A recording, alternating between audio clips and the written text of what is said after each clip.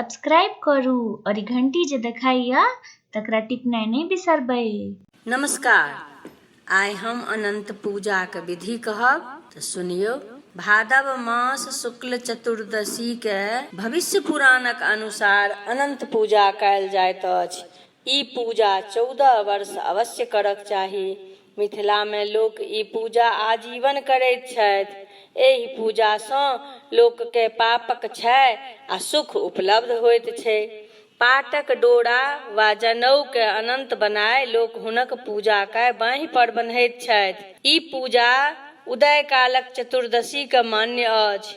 पूजा के ओरियान: पूजा के स्थान के पवित्र पूर्वक नीप, पिठार सँ अष्टदल अरिपन लिख, ओहि में सिंदूर लगा, ओहि पर एकटा पीढ़ी वा छोटका चौकी जे उपलब्ध रहै, ओहि पर पिठार सँ कमलक फूल बना, ओहि में सिंदूर लगा, ताहि पर एकटा लोटा आमक पल्लव देल राखल जायत। तहन कलश में सिंदूर पिठार लगाओल जाइत अछि। पूजा के लेल जे अनंत रखैत छथि से डाली में राखल जाइत अछि आ संगहि ओहि में सामयिक फल फूल संग पकवान दूध आदि लऽ कऽ सब जाइत छथि। आब पूजा कोना करब से प्रारंभ हैत। ई बहुत नमहर कथा अछि, तेँ हम एकरा संक्षेप में कहि रहल छी जे की होइ छै आ पूजा के विस्तार नहि कऽ रहल छी। तऽ पूजा में पहिले सूचि मंत्र सँ पवित्र कयल जाइत अछि। जावंतो समान और अपना आप के पवित्र करी। तकर बाद सबसँ पहिले सूर्यादि पंचदेवताक पूजा कयल जाइत अछि। तहन अनंत भगवानक पूजा हेतनि। तकर बाद क्रमशः बलभद्र पूजा, सुमंतक पूजा, दीक्षाक पूजा, इंद्रादि 10 दिक्पालक पूजा, नवग्रह पूजा होयत। तकर बाद अनंत में जे 14 गांठ होइत अछि से 14 गोविंद मधुसूदनक अलग अलग नाम सँ पंचोपचार पूजा प्रदक्षिण क प्रार्थना करी। पुरान डोरा के स्पर्श क तिनको मंत्र छनि से पढ़ि पुनरागमाय कहि विसर्जन करी।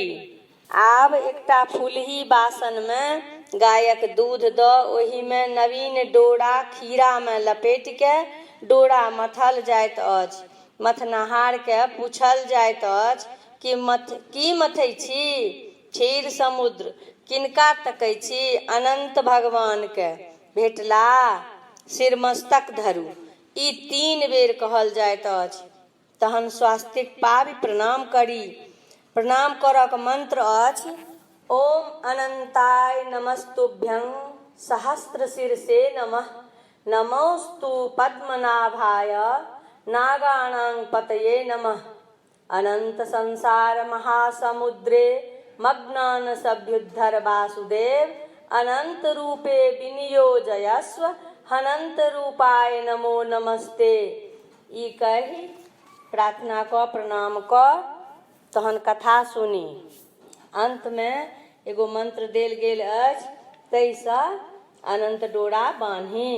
कथा सुनलाक बाद अनंत संसार महासमुद्रे मग्नान् सभ्युद्धर वासुदेव। अनंत रूपे विनियोजयस्व हनंत रूपाय नमो नमस्ते।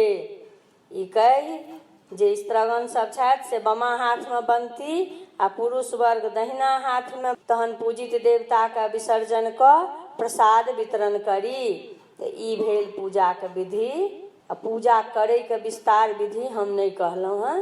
धन्यवाद।